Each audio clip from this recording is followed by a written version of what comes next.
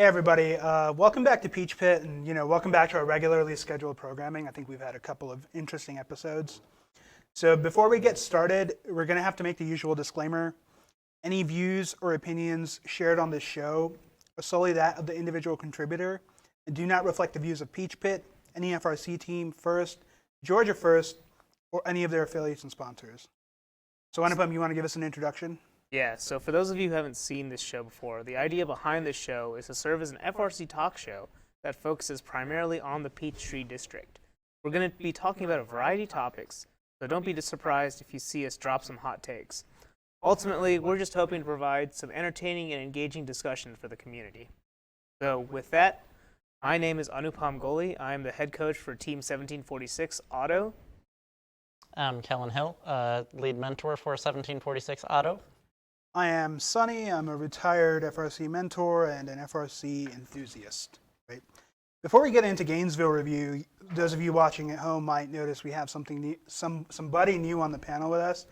Thomas, you want to give yourself an introduction here? Hello, I'm Thomas. I'm a 1746 alumni.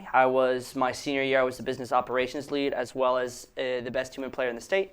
And I'm currently in my first year of college at Kennesaw State University. I'm majoring in accounting because engineering is not fun when you do it for a real job. And that's pretty much it.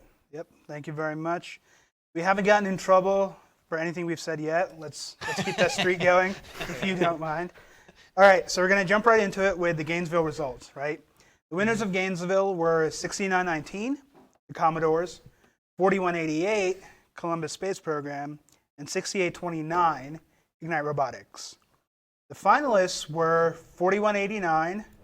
What are they? The Chargers. The Chargers, that's right. 1746. Auto. Ooh, those scrubs. Those losers. 56-51. The Robo-Jags. The Robo-Jags. All right. And the Chairman's Award went to Team 1648, G3 Robotics. And the Engineering Inspiration Award went to 69-19, the Commodores. So that's actually a great segue.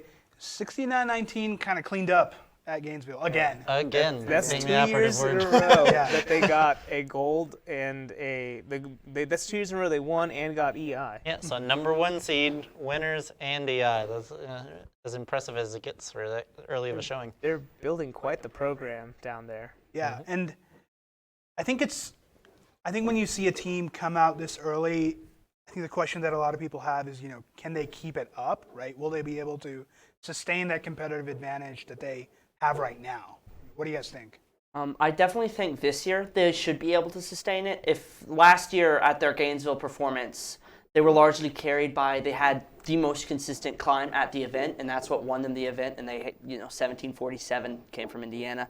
And I think this year their robot, if they're able to keep improving at the level in which, we all expect them to improve, they should be, joining the other four to become the fifth top team in the state and joining 1102, 4910, 2974, and 1746 in that group.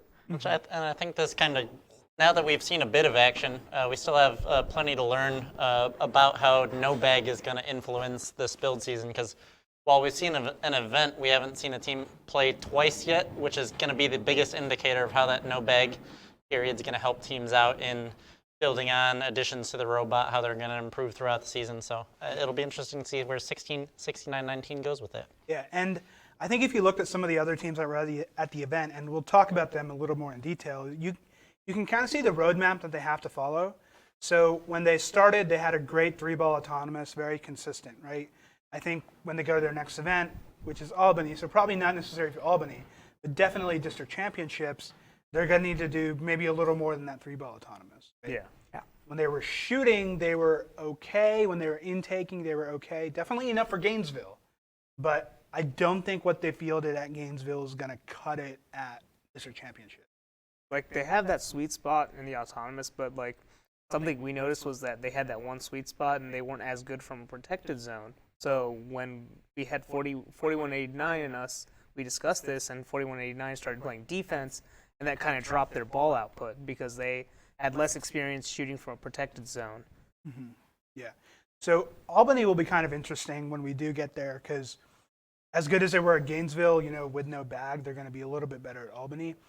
I think what's also going to be interesting is 69-19 is a force down at Albany, right? So I think they've been helping that region's development. So I think it'll be interesting to see what Albany teams start coming up with. Right? Like, are we gonna? Hopefully, we'll see more every bots, but do we see even more teams start shooting? Even more teams at that 69-19 caliber? Right? I hope to see a lot of good climbs out of there. That was what 69-19 was really good at. Just the past 2 years has been that climb, and this year was no exception. Yeah. It was, I think, the most consistent at Gainesville. I don't have the stats in front of me, but that's essentially got them that number 1 seed. Yeah. And they just, here, if you see it, this example, they just pull off a double climb like that with 41.88. They practice that, and they just use that to get their way to finals. Yeah, for sure. All right. So moving on from the Commodores, we're going to move on to 4188. So after, I think it's fair to say last season was a bit of an off season for them, right? But they're back on top. They're back in the winner's circle at Gainesville. What did you guys see from Columbus this year? Or at Gainesville specifically? Off to a quick start. Talking to some of their mentors, I think they got their robot completed by end of week 5 or earlier, just to get some dry practice time. Biggest evidence this past weekend of how that time benefited them was coming out with a real quick auton that got them ahead in the match real quick. Yeah. Any other comments from the other side? Personally, I don't think their strategy is going to acclimate them to long-term success unless they're able to really speed up how fast they're able to shoot from that long range. Just because I think it was evident when they played 1746 that 1746 was just able to outcycle both them and 69-19 at the same time, with them just doing their long shot. And unless that is sped up, we're going to see them just getting overtaken by all the teams that are cycling. Yeah. And their intake left for more to be desired, in my opinion. Yeah, I definitely get the mentality behind long range, because you can like speed up your cycle times, right? You don't have to drive all the way to the edge of the trench or all the way to the other side of the field. But when it takes them longer than that to line up, to do shots, to adjust, and I think they only shot like 3 balls at a time. Yeah, That's like my thought. And they were not even able to get the 3 ball from there, so it's just 2s. Yeah. So I was watching them, and I got the mentality, and I think they had a game plan. I was getting frustrated watching them do that long shot, right? Because I think they can be so much better at the closer shot. They can shoot faster. They can do larger cycles. So hopefully we see them maybe pivot at their next event, which is going to be in not this coming weekend, but the weekend after at Columbus. Right? Yeah, I think that has some interesting strategy implications, as well as scouting implications for what teams you're most compatible with. Figuring out where your sweet spots are, where everybody else's sweet spots are, and making sure you have kind of dedicated zones to play in, that you're not overlapping each other, but you're also playing your most efficient game possible. I didn't see Columbus do much close shooting or any trench shooting. I think they were almost exclusively doing the long range shot. Did any of you guys? Well, they shot from the trench and autonomous, so it was a little weird for me that it was almost like they were too scared to have to go, because they can't go under the trench, that to go through the rendezvous point, is that what it's called? Yeah. And to do that cycle for some reason, and it looked to me that they just had a weak drive base, because they also got pushed around in the elimination matches when teams were able to try and prevent them from climbing. So if that's the case, that's even more scary, because them having to shoot from that location will not allow them to be able to play with teams like 1746, who their strength is to go through that trench. Yeah. And if 4188 is just sitting there, then 1746 cannot play to their strength anymore. I think if they want to keep that shot in the trench, they have to, 1, speed up their shot, 2, make it more consistent, and 3, be able to intake quickly. Yeah. So we'll see if they can get all 3 of those working by Columbus. But if you want to be in that position at all times, you don't want to go across the rendezvous point. You have to make sure that you're as quick as possible at that position.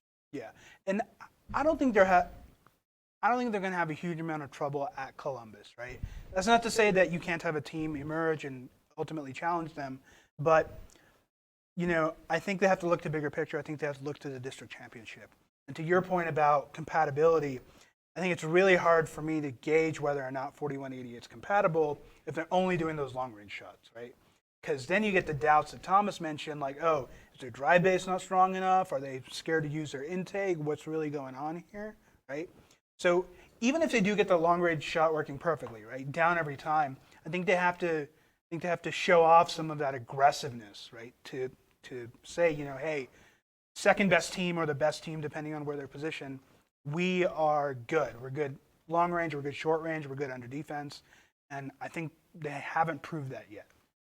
Well, so I think that their autonomous mode will carry them far, but if they want to win, especially at an event as like, well, they're going to be at Columbus, they're not coming to Carrollton, but if they want to win at an event stacked like district championships, they're going to need to have more than just that trick up their sleeve. Yeah, and I think just to mention real quick, because we never explicitly said it, 4188 does have a 6-ball autonomous, like by themselves, so they don't need to be fed.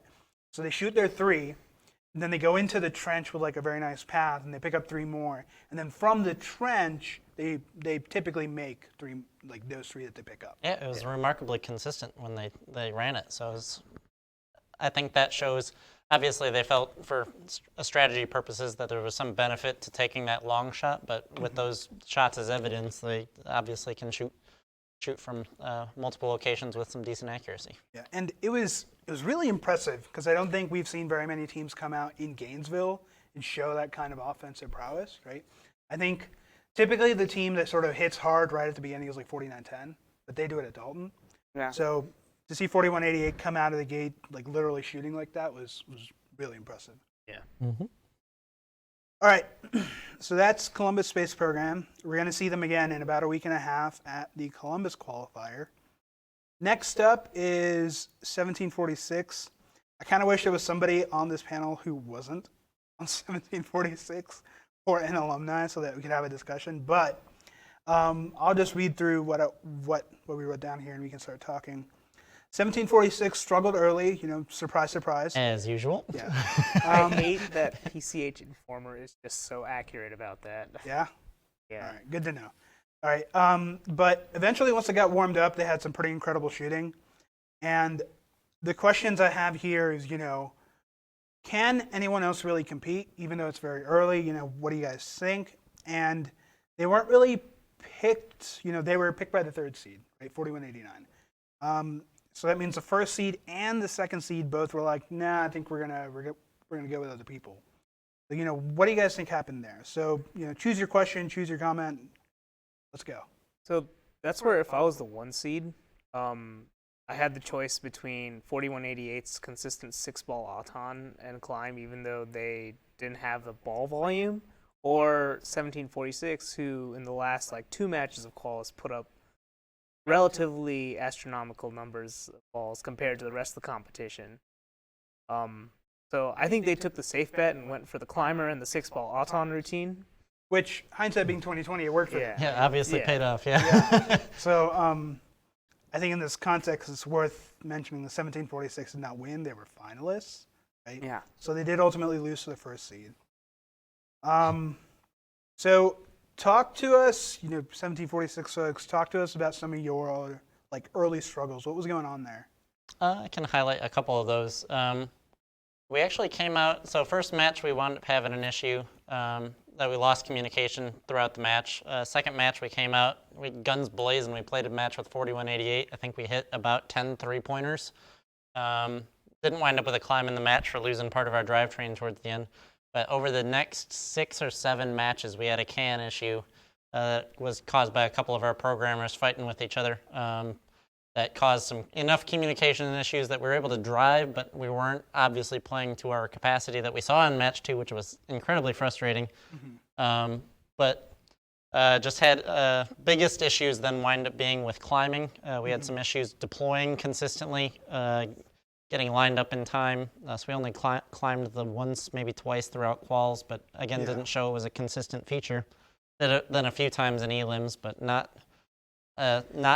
with the right timing enough, obviously, if we had done so, we could have walked away with the victory. But again, this FRC always lends itself to consistency, and that's not something we proved we could were ourselves capable of this last weekend. So those were some of our main issues this past weekend. Can't outshoot a climb yet. Yeah, you can't outshoot a climb yet. So, yeah, that was 1746 Otto's weekend. Trying to think, there were a few other points. You got anything for us, Thomas? I can't really speak to how the robot performed. I was an observer. I am an alumni now, no longer part of the team, unfortunately, as much as would love to be. But as to the Alliance selection, it almost felt like when I was speaking to the 4188 people that after the first day, before Otto showed their kick of those last two Colts matches, 16-9-19, as most first seeds do, went to them and said, hey, let's start, talking how we're going to do this. And they almost got stuck, and they couldn't retreat from that almost. Yeah. And it's almost something, it was something that happened to Otto in 2016 at Columbus, where, G3 looked good. All of a sudden, 188 went on a tear in the last couple matches. We didn't see it because we already picked y'all before Alliance selection. And then we lost to the 4188 Alliance. And then them not being picked by 7104, I felt that was just they're a newer team on the block, and it was just inexperience. I think they just looked up on the board, and I frankly, and probably very wrong, just said those guys are next in line, 8083, and 8083 isn't that bad of a robot, quite good, as we'll talk to earlier. But that's why they fell so low. Yeah, and you actually brought up an interesting point about talking about teams, about alliances before it's really time and all the cards have been played, right? This is one of those things when I used to be a mentor, I really tried to keep this information as close and as late as possible, right? Because you get into those traps of talking to teams way too early, right? You get your hopes up, and then when the competition turns, you feel almost emotionally obliged to go down that route, right? But what I saw with other teams is when you start discussions about hey, we're going to partner up, the next discussion is, okay, who are we going to go with next? What are the strategies we're going to do? And when you start having those discussions, you show your hands, right? You show some of your cards. You talk about teams that might be under the radar. And that has actually coming back to bit one of my teams pretty hard in the butt in the past, right? It's like we were talking to a team, we had a picked out that we really liked. Then both of us dropped in the rankings, and they were really low, and they picked up that pick on the way back. So that was not a good experience. So I would encourage teams to kind of be a little more mature, I think would be the word, when you get high in the rankings, right? So, don't jump the gun, have discussions, but keep teams at an arm's length. Right? All right. So that was Otto. They struggled early. They came out and were finalists at Gainesville. My last question about Otto, so Kellen, brand new robot for Carrollton? Burn it to the ground and build it back up. But seriously, though, we're incredibly enthused with the robot we have to start this season. I think, and I think I mentioned this on the reveal night, that this is the most correct pieces we've gotten early in the season. Obviously, we have some kinks to work out, but climbing being the biggest one for just making that the most consistent thing in the world. But with what we were able to accomplish for shooting power cells, it was awesome to see the matches where we're shooting at 100%. I think we've got some tweaking and tuning to do. A lot of things, smaller improvements to make. Again, climbing being the biggest thing. But yeah, happy with where we're going from here. Got a few weeks until Carrollton, and access to the competition robot for 3 weeks is a fantastic thing. Instead of having to make improvements on your practice spot and then tear them off and then load them all onto your competition robot during load-in period to get inspected in a rushed manner, to then try to get it to work at the event. It'll be real nice having those 3 weeks to improve our bot and bring that robot to Carrollton. Yeah, for sure. All right, well, we look forward to seeing what you guys do or don't do at Carrollton. Carrollton's going to be a juggernaut of an event, but that's for a future show. And so now I'd like to pivot a little bit off of individual teams and talk about kind of the every bots and kind of the low port robots, right? So as far as every bots were concerned, I think we had 3 teams that were specifically the every bot design, right? We had 1261, 3344, and 1225. And there were, among those 3 teams, there were a few low bots, and 4189 sort of stands out as the Alliance captain finalist. So, what do you guys think? How are these teams changing the game? Do you think some of these teams made a good call, bad call? Thoughts? I liked the amount of every bots that we had out there. Maybe should have been a little more, but like the ones that did it well were really effective and changed the game, especially for like an alliance like ours, 4189. Fed us a bunch of balls. We were able to do the buddy ball autonomous, which was one of the coolest things, the coolest experiences this weekend was developing that with them. But and then look at 1261, right? They handled, according to the data, right, they handled the highest volume of game pieces the entire weekend, and were just doing those quick 5-ball cycles with their every bot, and those add up. Yeah, and I think it's not much of like a hot take to say. I think 1261 is the best every bot on the field right now. It's hard to say where their dominance is coming from, like compared to all the other every bots. Maybe it's just a little more practice, a little more refined, maybe. I think it's more experience at that, having a robot at the highest level of play and having mentors there. Because I'm harkening back to 2016, they were the best robot in the state that year. And I think just having the resources to pull back from previous experiences, that is what's really setting them above. You know, it's interesting you mentioned that, because this was a discussion that like we were having a little earlier. Is like, I am happy, like as a 1261 alumni and knowing some of the things they've been going through over the past couple seasons, I'm happy to see their program in a positive light, right? That they've, had some success and they're looking to build on it. But I'm a little torn as to whether 1261 should have built the every bot, right? Like, if 1261 had built a low port robot that did just as well, I think it would have been better than if they had built the every bot, right? The every bot is, it's 4 teams that are a little bit lower resource. They don't have as much, that experience to draw off. So I don't mind that they did well. I just have a little bit of an issue with, it's like they're like, okay, well, we'll just build the every bot and we'll go out and compete, right? So what do you guys think? Do you think they sort of pulled back a little too far by just building an every bot, or do you think they were kind of justified? I think it can be tricky. It's hard to be on the outside looking in and make some criticisms, but you'd like to think that teams have a good awareness of what their resources are, how to not overextend, how to kind of reach for some things that are just beyond their grasp, so they have to learn a bit in order to reach that goal. Obviously, 1261's kind of almost hit their ceiling at this point. I'm curious where they go from here. But I think, again, looking at the schedule, their next event's Albany, so they have 4 weeks from now. That I'd be curious to see what they work on. Obviously, they have the Autonomous Award from Gainesville for being, again, a remarkably consistent robot there. Yeah, interested in seeing where they go from here. So let's open that question up to the whole group. So 1261 is a peak every bot, right? Like, they are hitting that ceiling, or they're coming very close. But I think a lot of other teams, especially maybe some of the southern teams, are going to hit the every bot, and they're going to hit that ceiling. Where do the teams go after they hit the ceiling? Like, do you guys see any hardware changes? Is it all about autonomous? What do they do next? Well, so that's where I think the highest ceiling is really like autonomous. So you can do some pretty cool, if you don't have a shooter that's doing padding and getting those 6 balls, right? You can really be a force and autonomous, do your 3-ball dump or back up, get those 2 balls dump. You can do the same pathing stuff that shooters do, but just with the low goal and still get those points. And I think that's like the next step of capability that I think we'll see out of teams that have mastered the every bot as of now, is just getting that autonomous and then working with like other shooters to do like the buddy autonomous like we did. Yeah. Well, one thing, so actually we'll come back to the buddy thing. One improvement that I saw 1261 make is that they actually removed the climber that was on the every bot, and they were able to go under the trench, which I think was a huge deal for them.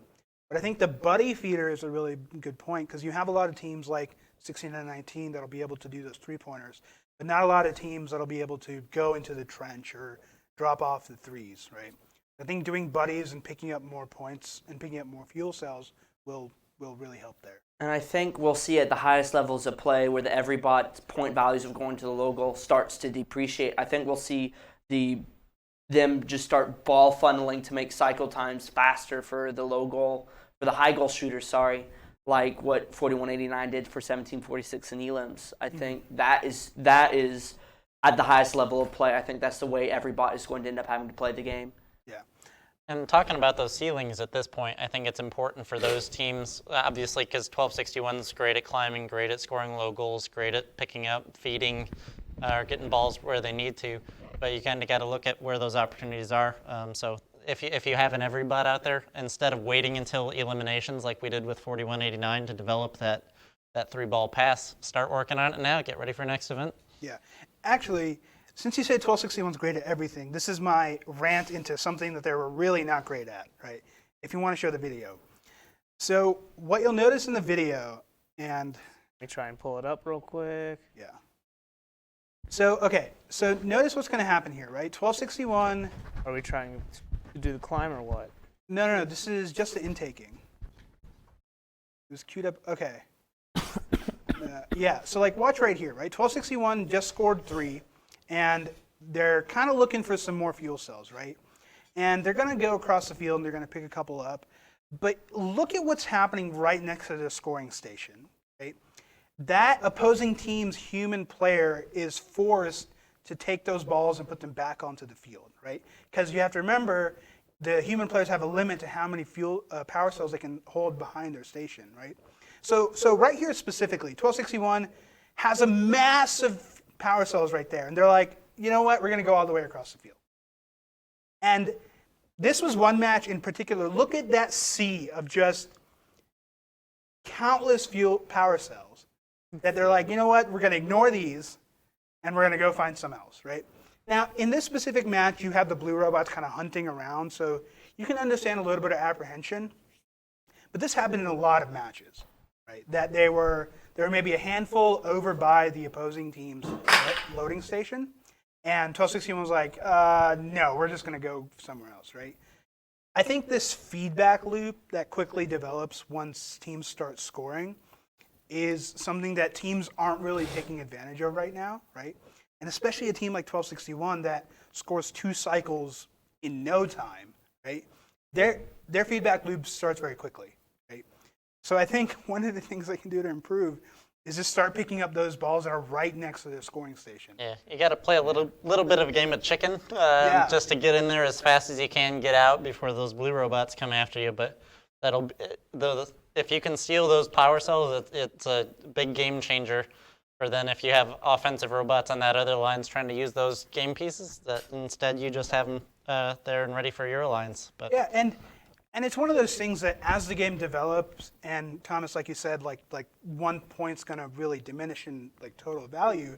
Maybe you take those power cells and you don't score them, but you drop them off in the trench, right? So a 1746 is coming back from their cycle. They shoot their 6. Then instead of them having to go all the way back, they can pick up those few that are in the trench and shoot them off as well, right? But I think this was a huge opportunity for 1261. I have not yelled at my screen at a match in a very long time, but I was like, what is going on here?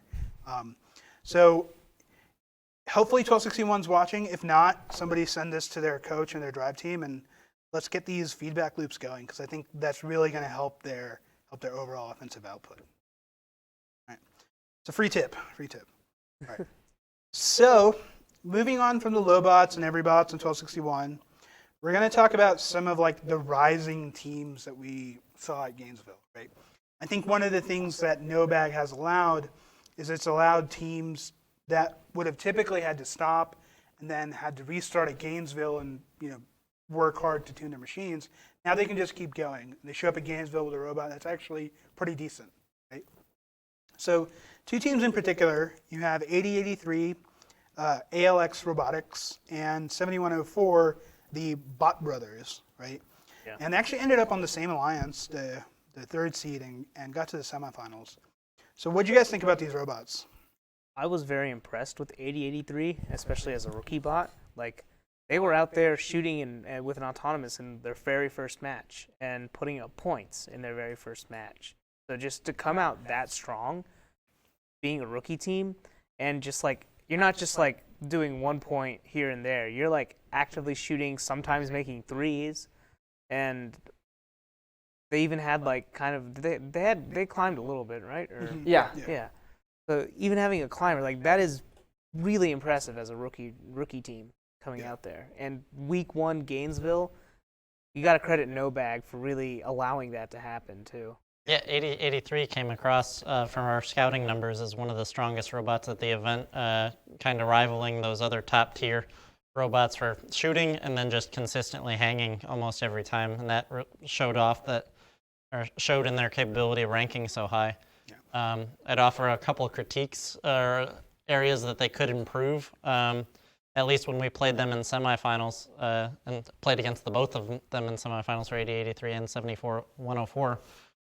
Is just figure out where you can get a safe shot where you're not as easily defended, and then particularly for 80-83, see if you can't find room for 2 additional power cells in your robot, because when you do get lined up to shoot and you start shooting, you get a little bit more value about getting those 5 shots off instead of the 3. But with all that being said, again, fantastic first performance for a rookie team and that 80-83 robot. One thing that might be challenging for 80-83 is I don't think their shooter rotates at all. So I don't know if going to the trench is simply changing the power on their machine, or they need to actually retune their shot a little bit. Yeah. So that could be a bit of a challenge. And something that 80-83 I was most impressed by is how accurate they have. No active vision tracking. If you noticed, their vision tracking was they just had a really bright flashlight and they just put that wherever they wanted the ball to go. And I think the fact that their drivers were that good at shooting without a limelight to help them adds to how impressive that robot is. You know, Thomas, that light aiming thing is like the OG vision tracking. Well, right? you That's see, back in the unlike day. you people, I grew up in the vision tracking era with the Pixie cams and the limelights. Back in my day, we didn't have these fancy Rios, and we had an IFI microcontroller. And the dinosaurs roamed the earth. Yeah, I know.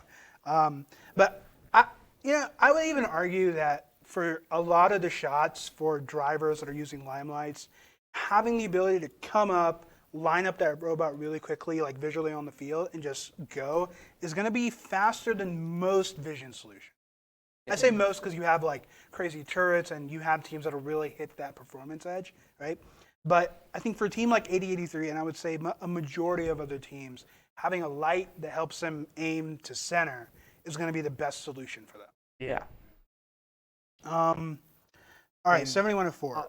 Yeah, go ahead. Just quickly on that point. In 2012, the 3 world champions, right? None of them had a camera aiming system. They all just used a flashlight to aim, and they won that.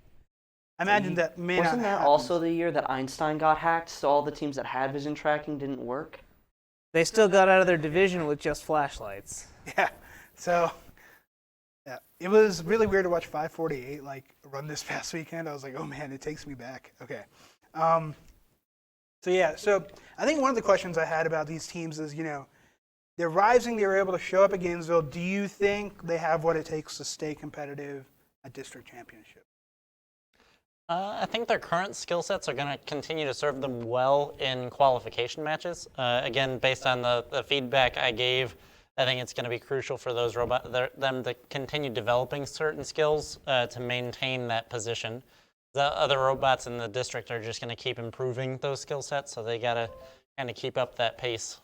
So yeah, interested in seeing what improvements they come up with. Yeah, I could see them just doing really well in qualifications in general, just with consistent climbing.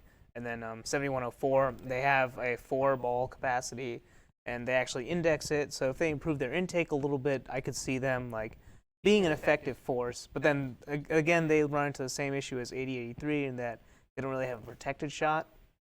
So once defense starts coming, they're vulnerable to that. Yeah. My thought is, even if they don't improve significantly, which it's hard to say what these teams' capabilities are, right? One thing is that they could easily double their capacity, and they could go to 5 balls, and they could get a protected shot, or they could make marginal improvements, right? I think there is room on these types of for these types of teams on a championship alliance, right? I might not. So for a first or second seed, you're looking for a 3rd robot. I think you'd be lucky to get one of these teams, right? They can shoot 3 in autonomous. They can hang with you at the end. Mm-hmm.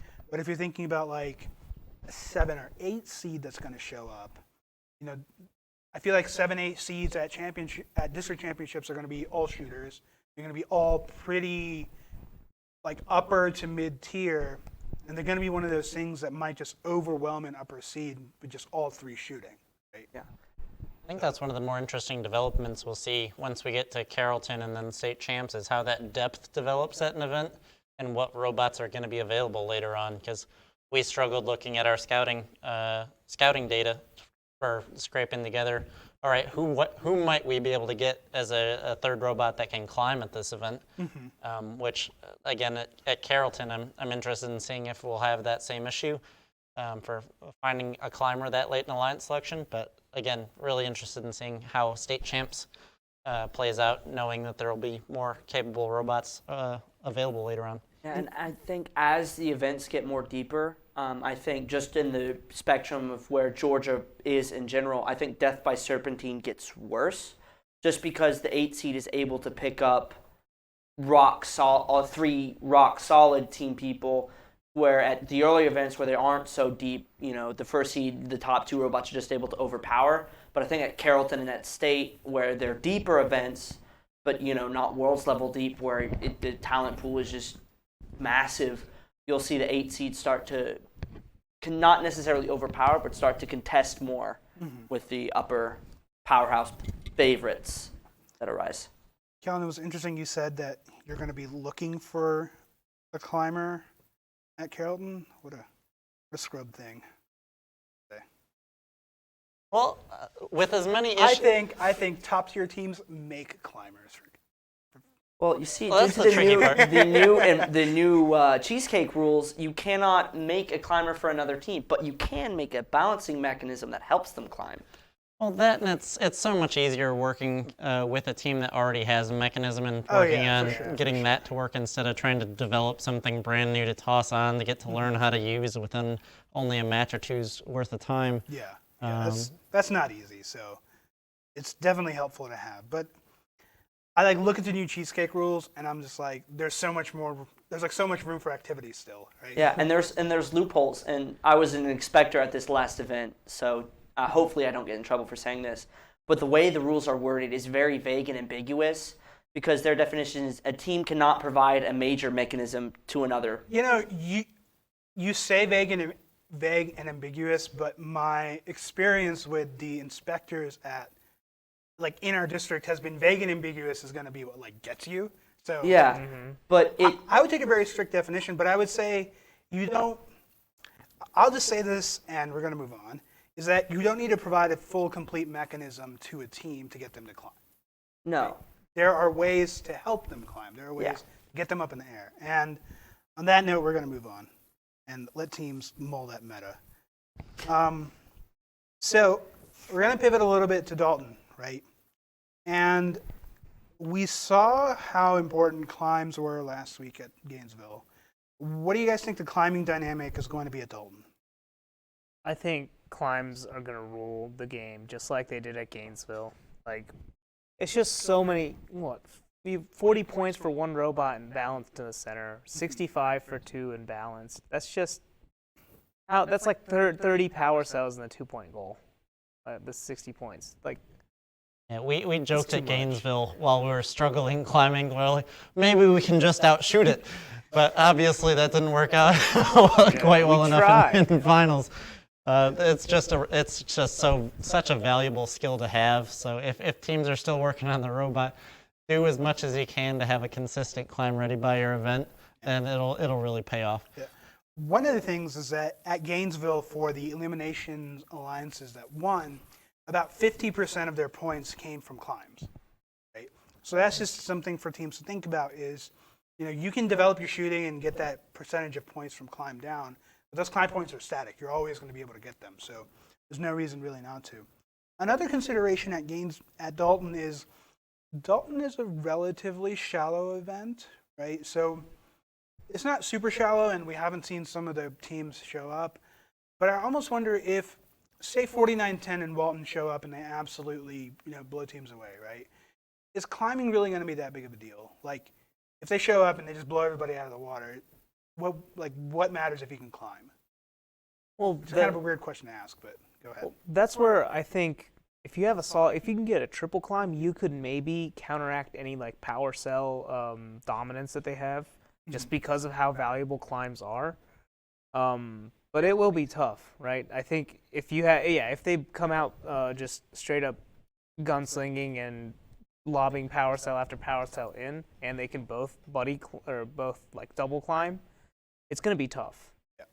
And I think something that we could see at Dalton, like what happened last year with 40-26 being the first seed and preventing Walton and ECR teaming up, is if a team that is able to climb and via that in an easier-ish schedule is able to seed first and prevent those two from being together. I think that is what's going to throw a wrench in it. And if you're the first seed, I think the first thing you do, even if those guys are going to say no, is you ask them both to prevent them from being able to pick each other.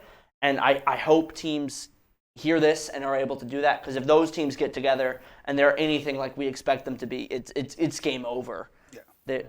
They'll just win. Well, there are a couple of teams that can challenge them at Dalton. Yeah, so I think the dynamic that's key to remember is this year we don't know, like, I expect 49-10 to be, like, flat good. We don't know what Walton's going to bring. We have teams like 1102, 1771. These are just, like, the names I know off the top of my head, right? There are other teams that can show up. So it's not done and written by any measure, right? But these are the questions I think teams need to start asking themselves, that what happens if these two teams show up and they're really strong? What are we going to do to counteract that? And that's so teams going to Dalton, if you have a consistent climb and can score, if you're like an every butt that manages to seed high or in the bottom half of the top 8, have that skill set, make sure you're ready to scout, because if you're in that alliance captain position and you can still get a couple of climbers or some other power cell capabilities at that late end of the draft, that can make you a real dangerous alliance for those top seeds when they struggle to get a third climber on their robot. Mm-hmm. So be ready to scout, get that data and information, and be ready to use it. Yeah. One thing, since we talk about playing like the top seeds, is we talk about defense, right? Defense in general. So my opinion about defense at Gainesville was that there was a little bit here and there, but I don't think we ever saw one team really do it super effectively, right? With Dalton, teams have a little more experience. Teams have been able to analyze the flow a little more, and you have, the defense god 1771 taking the field. So what do you guys think about defense? Do you think it'll show up at Dalton? How can teams do it more effectively at Dalton? What are your thoughts? So with defense, something I noticed with this year is similar to it's very hard just with how big the protected zone and where the protected zones are. Mm-hmm. Something that teams need to look at, and this is teams should have done looking at teams like 4188, is instead of trying to hit them at the point in which they're trying to shoot, is make sure they don't get there. And there are zones in the field that all robots, where with 4188, if you were on the starting line and were able to stop them on their way from the loading zone to the trench, they couldn't shoot. Yeah. So I think teams just have to be smarter in that regard. And then I don't think 1771 is going to be the defense gods that they were last year, because Luis is no longer driving for them. He's done graduated. That's an interesting point. I will say there are specific teams that are competitive the entire time, right? So like take 1678 for example, right? Yeah. I think they have new drivers almost every season. So they are competitive not necessarily because of the person that's driving, it's because of the structure that's behind them, right? Specifically, 16 Michael Corsetto, yeah, right? Corsetto, the man who broke my dreams. So he's a great mentor, but they have a larger program. And so when I look at 1771, they have Chris Wilson, right? Chris Wilson he's a beast in like multiple ways, and specifically he has like a savagery for robotics driving that's hardly seen in other coaches. He's a madman. Yeah. So the driver's graduated. That's good to know. That does not like make me feel better at the least. I still wouldn't want to be on the other side of the field if they're playing defense. Yeah. It's interesting that you mentioned like blocking 4188 at like the feeding port, right? One thing I think teams are missing is that there are multiple points which you can do defense in that zone. So once when 4188 is going to the loading zone, but then once when they're coming back to their trench, Yeah. Like I think last year First had 0 safe zones. I think that was a mistake. Well, not 0, but none around the scoring areas. This year, I think the choke points are maybe a little too small. So defense is having a lot of trouble, which is a great offensive game. But I think defensive teams need to really, really kick it up a notch. That's where like I think you're gonna start seeing some more strategies like what the number 1 seed did at Gainesville with 68-29 was they put a blocker on them. And if you watched finals match 1, they blocked a couple of our shots. Now we adjusted a little bit, but I think that's still a valid way of doing defense. Even if like a robot just stays kind of safe in their protected zone, you can try and put a blocker. You can get creative with the whole like 12-inch rule and things like that. Blockers are so... Well, so another thing is like if you have a camera on your turret, right, and you block vision to the goal, you block their ability to aim. So it's not just blocking the shots, but blocking their ability to aim. It's all about knowing your opponent, either blocking vision tracking, otherwise knowing where their sweet spots are. If they have multiple, how do you stop them from getting there? Predicting what strategy the other alliance is going to use so you can thwart it as easily as possible by either cutting them off or if they're shooting from a non-protected zone, just sit there and don't let them get it. Yeah. I have just never really subscribed to the whole blocker mentality. Like, taking you guys, right? So they blocked a couple of shots, and they might have blocked some of your vision, but it didn't really have too much of an impact. And they also gave up 30 points in fouls that first match, and then 15 points the next. So not super effective. I think about the other side, that if you were playing sort of like that zone defense that Thomas was talking about, that you guys were going back to the human player station. A couple of times, but we also were implementing a strategy, and this kind of adds into this discussion, is how do you balance the playing defense or not, is that 4189 was kind of playing a role where they'd, again, depending on which alliance we were playing, but they'd go between the role of playing a little bit of defense, knocking the opponents around, but at the same time then picking up power cells where they could and dumping them in our trench so we had balls or then power cells ready to use. So kind of playing that dual role while keeping us in a safe spot where we can both pick up power cells in a safe zone, but also shoot them from that safe zone. So, yeah. So, I don't know. I think the blocker thing was interesting. It was very creative, I think, to do that in a short time. I just feel a little bit stronger about good zone defense, right? Yeah. Especially if you're able to hit teams when they're transitioning between like safe zones and like those like specific pickup and shooting zones. That might just be my like personal, I guess, naivete coming into play. Like, I don't think it's a naive take. So I think there's an interesting point here to be made. I wasn't present for the conversation, but apparently one of the mentors for 4188 was doing had some discussion with one of our team members before alliance selection, but was asking where we shot from in the trench. That kind of then seemingly factored into how 6829 was playing defense. So I don't know if that blocker was added specifically knowing that they might run into us eventually as one of those few short bots. But yeah, just that I think the response to the question was that we shot nearly from the front of the trench, which is where 6829 got those blocks on us. Fortunately, we had that same set shot. We're able to score from a little bit further back in the trench, and we're able to fall back on that. But should that front of the trench shot been our only shot, a safe shot, that 6829 defense would have worked flawlessly, that we wouldn't have been able to shoot. So I'm curious, 6829, it looked to me at times was pretty close to the trench, like almost to the point that if they were a little bit more forward, they actually might have been in your trench. And that's where we did get one or two penalties, I believe. Our third bot then kind of played, after their intake broke a little bit, they wound up shifting to play some counter defense, but that resulted in some of that contact getting near pretty close to our trench. Yeah, so I kind of wonder if like maybe teams like you guys, and I think you did it in one of the matches, but should be a little bit more aggressive about creating that space, you know? So like 4188, I think they have a pretty like subtle intake, right? It's like just that one roller.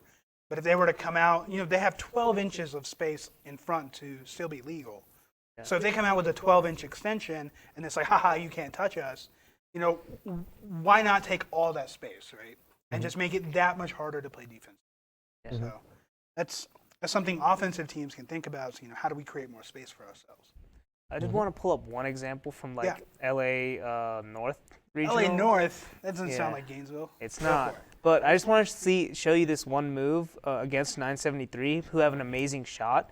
But there are a lot of tall robots this year in Peachtree, and like you can kind of see like this one blue team is just kind of boxing them out from this supply of power cells, and that's kind of like an effective zone D that they're kind of making there.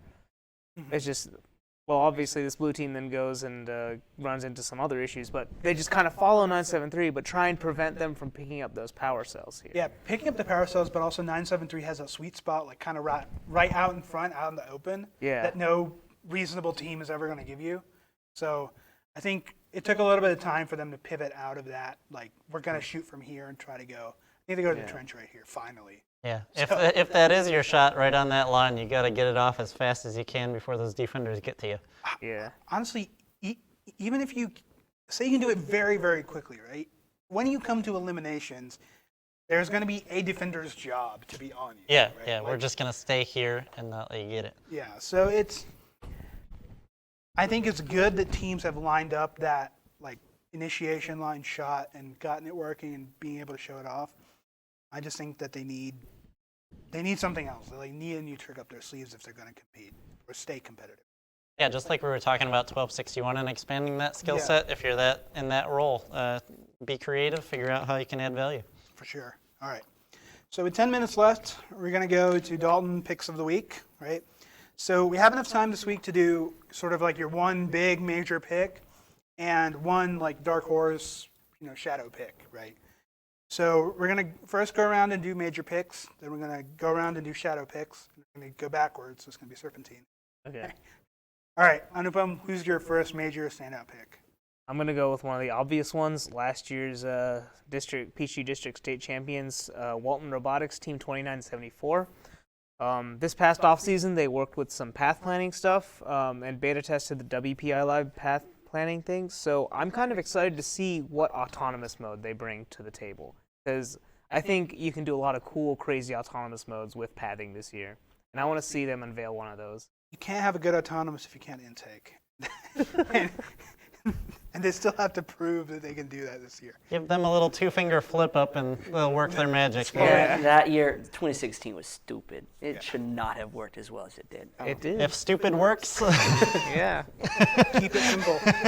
All right, Thomas, who's your major pick? My pick is going to be 4910. I got to speak with a couple of their people that were volunteering at the event. And they seemed very, very excited for what the robot is to come. And if you follow them on Instagram, they posted a video of them shooting. You don't see the robot, you just see the shot. Someone could have been throwing it, but it looks quite impressive. Was it fast? It was fast, man. Oh, wow. Okay. Fast. Good to know. That's an interesting point on 4910. I think they actually had a full-on scouting crew at Gainesville. And they were also making bumpers for half the teams. So Yeah, so even if you're not playing early, it's good to show up early. So Yep. good to pick up those tricks of the trade early in the season. All right. Kellen? I'll go with 1102. I think they've had one of the strongest bots in the district the last 2 years, and I'm curious to see we've seen a couple bots struggle so far with the. I'll still call it the Wheel of Death. I forget what the other terminology is for it, but the rotating hopper. I'm curious. Spindexer. I'm curious to see how they do with it. But yeah, we'll see if they can maintain that streak of being one of the top bots. All right. I'm going to round out this quadro with 1771. I don't think anybody's really surprised, I don't expect them to have like a very easy going, right? But I think they're going to be in the finals. Right? Somewhat, somehow, somewhere or another. I think they're going to be in the finals. I think they're going to have at least a few matches where they're like, forget this, we're going full defense and just lock down the other line. Right?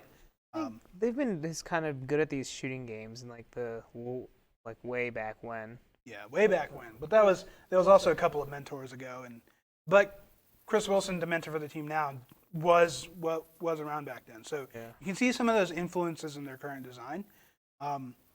But having that experience and pulling it off, it's two different things. So I think when it comes to, all I know is I think they're going to be in it at the end. Then they're going to draw on tech foul and lose. So that's my prediction. All right. They don't have G20 to hurt them this year. But they have so many other things. They don't need G20 to hurt themselves. Okay. So my sort of sneaky shadow pick is going to be 7514, Eve Robotics. Yeah, this is why we do circumcising. So I don't get done over every time. Okay. So last year, 7514 fielded a pretty aggressive cargo bot, right? So all it was a low cargo bot, and I think they had mechanisms too, if I vaguely remember. Yes, no? Don't think so. I think they were the standard 3-traction Okay. wheel.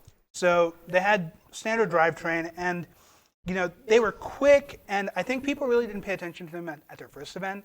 But by the time they got to the second event and district championships, I think they were well known, they were super effective, and they could handle defense, right? So not really playing defense, but being played defense against. And that was huge for other teams who needed a little bit of relief from the defense. Yeah. So I really hope that, now this is their second year, and I think the real testament is what do they do, right? I think there's always that pull to build something even bigger and better. I hope they take an incremental step and really do kind of like a low port robot that's quick, that maybe has some few more bells and whistles that can obviously climb this year. If we see that from them, they're going to have another fantastic season. They're going to be great at Dalton. If we don't see that from them, hopefully they're able to get it tuned in and ready to go by their second event in district championships. Since you stole my pick, I'm going to go with another one that's in a very similar skill set, very similar situation as 7514. Is going to be 7449, Lithium Robotics. Another really strong rookie robot last year for being great at cargo. We actually got to play against them at Forsyth. They were also with Eve. It was them and Eve together. Exactly. So yeah, a couple of those rookies pairing up with a real strong rookie showing. But yeah, interested in seeing what they kind of reach for. I'm always a fan of kind of wherever you set your standard, make sure you have to reach a little bit to get it at least, so you kind of extend that skill set. But I'm curious what they come out with this upcoming weekend in Dalton. All right, Thomas, what do you got for us? My pick is 6705. Frankly, I'm very surprised that I'm saying they're a dark horse this year. The 2 years prior, in 2017 and 2018, they were one of the best robots in the state. Last year, unfortunately, they took a step back, and I'm really hoping that they go back and start trying to claim their spot at the top once again. I would argue, so I think with 6705, the thing that changed is that the Robo Jackets, the team, like the program that runs robotics out of Georgia Tech, withdrew their support. Not like withdrew, but they decided to refocus, and they don't have as much, right? Yeah. So I think for a program, it's really important to be able to gauge what you can do and what you can't do. And when a major organization pulls back their support, the dynamics change. So for 6705, I do not want to see them go back on top. I would much rather see them become competitive at the low port or become competitive at like a really focused thing, right? Because that's going to do much more for them than trying to build a 1746 clone and just falling flat on their face. Right? Yeah. It's not going to help anybody. But yeah, that's a good pick. Anupam.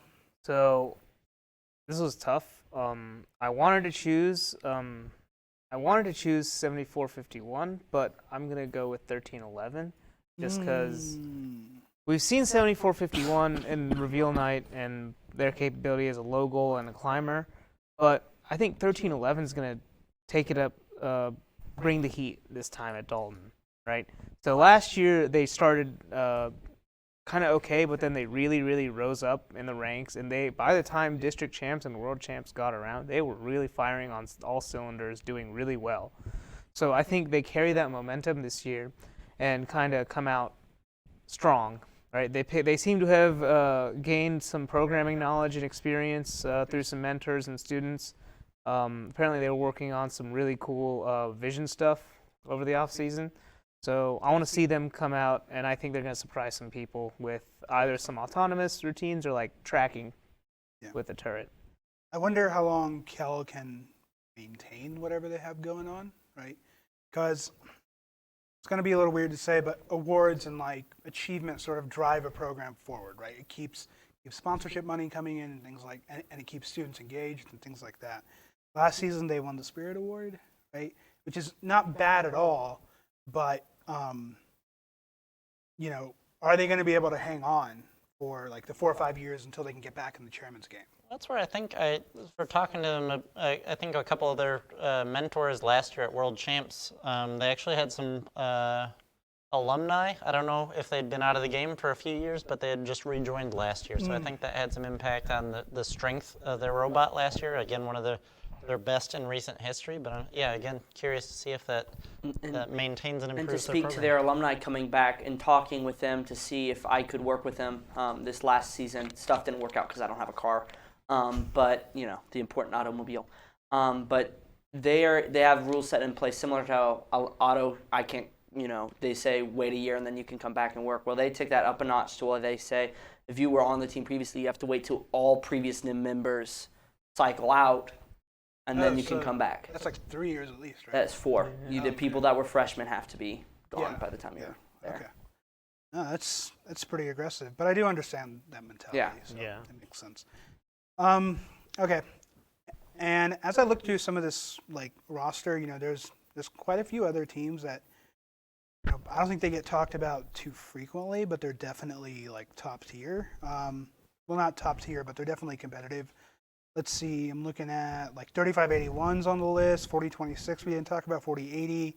I can just keep going and going. So I think Dalton's going to be a really interesting event to watch, right? Yeah. Yeah. And Kellen, you're going to be there, right? Yeah, I'll be FTAAing for my first regular season volunteering with Georgia First since I've been around. So looking forward to that. Yeah, all right. So if you see me field side, say hello. Any other comments, closing thoughts, questions, concerns? Going once. I'm just excited to see the playoffs at Dalton. I want to see how rankings shake out. I think quite a few like low everybots with climbers could shake up the rankings quite a bit. Yeah. So just like in previous years, climbing is valued very highly in these early stages of the game. I want to see 4910. I did not see that video of them when they showed their shot. And now I'm like burning. Should have an Instagram, Sonny. I do. I do. Obviously don't follow the right people. You just Okay. All right. I get that. Sorry. I'm sorry I'm not hip with it, Thomas. Yeah, my interesting point is, and something I've enjoyed since I've been doing First, is showing up to an event, and obviously everybody gets the same like materials and game challenge at kickoff. But when you show up to an event, you get to see all the solutions to the same problem in the same place. So got to see the 36 or however many teams were at Gainesville this past weekend, that many solutions, but curious to see almost entirely new set of solutions to that same problem this upcoming weekend. It's always interesting to see unique robots pop up. Speaking of unique, one team in Dalton this year, for 5,900, had one of the most unique climbs ever last year, where they went from stage 1 to stage 2, then stage 2 to stage 3, with some cool pneumatic cylinder actuations. I want to see if they keep up that streak of unique climbs. Yeah. Yeah. I think the Fighting Mongoose is that's one of the hometown real teams sponsored by Shaw Carpets, which really supports that event. So they should have a good showing as well. All right. So with no more closing thoughts on that note, I think we're gonna end the show. Thank you for joining us this evening or morning or whenever you're watching this. See you next time. Yep.